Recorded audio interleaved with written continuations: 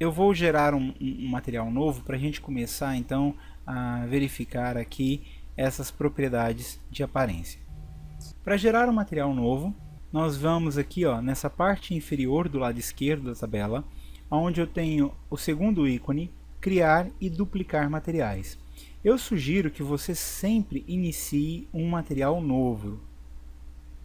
Nunca trabalhe com duplicata, porque geralmente a duplicata ele acaba vinculando um material ao outro.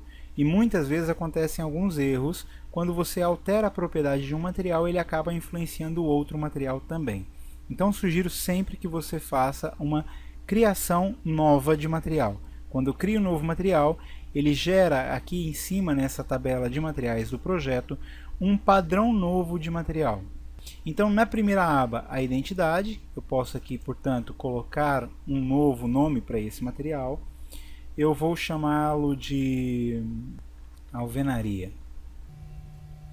E aí eu posso vir aqui com descrições, etc. Eu posso deixar também para fazer esse preenchimento em um posterior momento.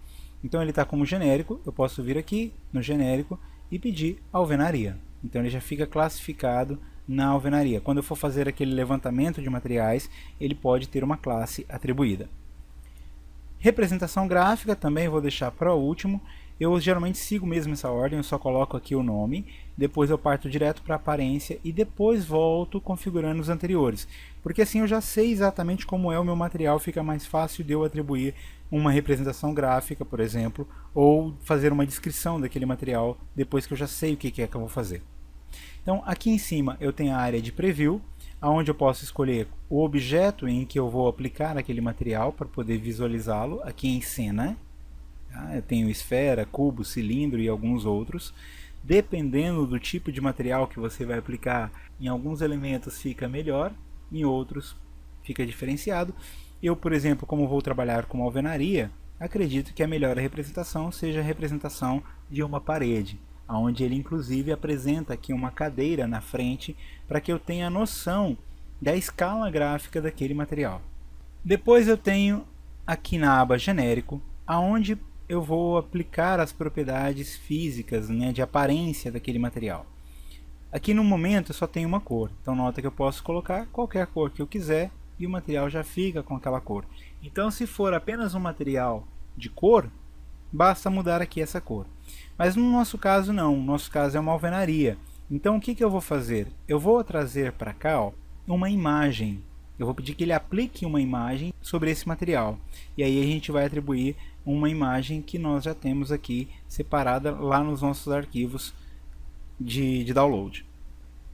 E aí nós vamos então utilizar essa imagem, alvenaria diffuse.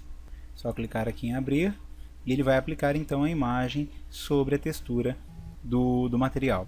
As configurações de tamanho, a gente pode notar aqui que o tijolo ficou um pouco pequeno. Então eu posso clicar sobre essa imagem e aí ele vai abrir uma outra janela onde eu posso trabalhar agora a dimensão desse tijolo. Eu posso fazer até uma contagem simples aqui, por exemplo, ele está dizendo que entre esse tijolo e esse daqui tem 30 centímetros.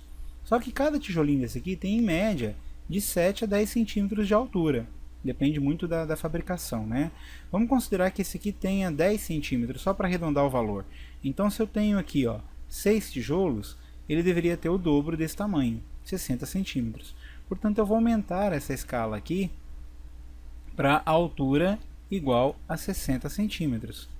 0,6, ele já vai padronizar tudo e já vai aplicar então a dimensão correta à imagem. Posso concluir, essas propriedades aqui só para a gente rever aqui direitinho. Eu tenho a posição, caso eu queira fazer algum deslocamento da imagem. Como ela é uma imagem que se repete, não há necessidade de mexer na posição. Mas a dimensão da amostra da imagem, do tamanho dela, lembrando que ele está levando em consideração este módulo, que é exatamente a minha imagem, ele está dizendo que ela tem 60 centímetros de largura por 60 de altura. Eu posso manter essa proporção ou posso estar redimensionando. Se eu quiser fazer uma distorção da imagem, eu tenho que destravar esse cadeado. Então desbloqueio e aí eu posso mexer na largura sem afetar a altura. Se eu quiser, por exemplo, aumentar aqui só a largura, passar para 0,80, por exemplo, deixar o tijolo mais esticado, olha. Então faço essa modificação. e depois a forma como ele vai ser repetido. Azulejo significa que ele vai repetir de maneira igualitária. Ele vai pegar essa imagem aqui e vai colar uma do lado da outra e depois uma em cima da outra. Então, concluo, vamos direto aqui para outras propriedades como reflexibilidade. Então, emite algum reflexo essa imagem? Neste caso não, tijolo não. Mas se tivesse algum material que você estivesse trabalhando, como por exemplo um espelho, alguma coisa desse gênero, basta acionar o comando e então aumentar o índice de reflexibilidade. Nota que eu já vejo aqui o reflexo da minha cadeira sobre a parede. É lógico que ela não está muito correta, porque está tudo lisinho, ainda está faltando aqui o relevo desse material. Então, no caso, eu não tenho reflexibilidade. Na verdade, eu até costumo utilizar sempre um índice bem baixinho de reflexo para todo e qualquer material. Isso aqui ele é interessante porque ele dá um pouco mais de realismo sobre as coisas. Mesmo que seja um valor bem baixinho, 4,2 por exemplo, eu gosto de manter para dar uma realidade melhor na renderização. Transparência nesse caso não mesmo, né? Mas se fosse uma cortina ou um vidro, alguma coisa, eu poderia então estar dando transparência ao material. Então, só acionar e mexer no valor do montante do material para estar trabalhando aqui a transparência. Temos ainda recortes, que é para quando eu trabalho com perfurações ou elementos transparentes juntamente com outros elementos que não são transparentes. Imagina, por exemplo, uma chapa metálica que seja perfurada. Então essas perfurações são os recortes do material. E aí a gente vai utilizar uma regrinha básica das máscaras de textura, que é o seguinte: toda a parte preta da imagem será o elemento vazado e a parte branca será o elemento opaco. Então depois a gente cria um elemento desse gênero também para você ter aí essa ideia de como criar elementos de recorte. Temos ainda a autoiluminação, que é para o caso de ser um material de emissão de luz, tipo um material de vidro, por exemplo, um vidro de uma lâmpada, né? Então eu posso inserir aqui um filtro e depois a luminância, o quanto eu quero que emita luz deste material. Ou por exemplo o painel de uma televisão, também poderia ser aqui o caso. Relevo, esse sim é interessante para a gente, e aí a gente vai clicar sobre os nossos arquivos e vamos inserir aqui, ó, eu tenho duas opções para poder utilizar. Ou posso usar o normal, que é aquele efeito martelado do material, e tenho o disp, que é o displacement, que é o quanto o material vai se elevar em função da face em que ele está aplicado.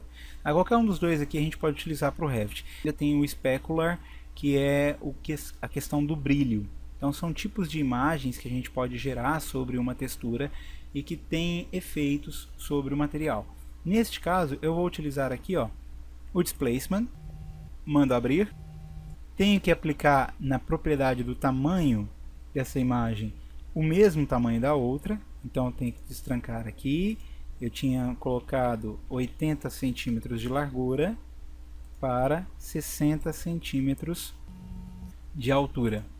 Então essa aqui era a dimensão da peça que eu tinha. Ok, o tamanho está correto. Agora eu vou acentuar esse montante aqui, que é o valor de quanto ele vai ter essa profundidade.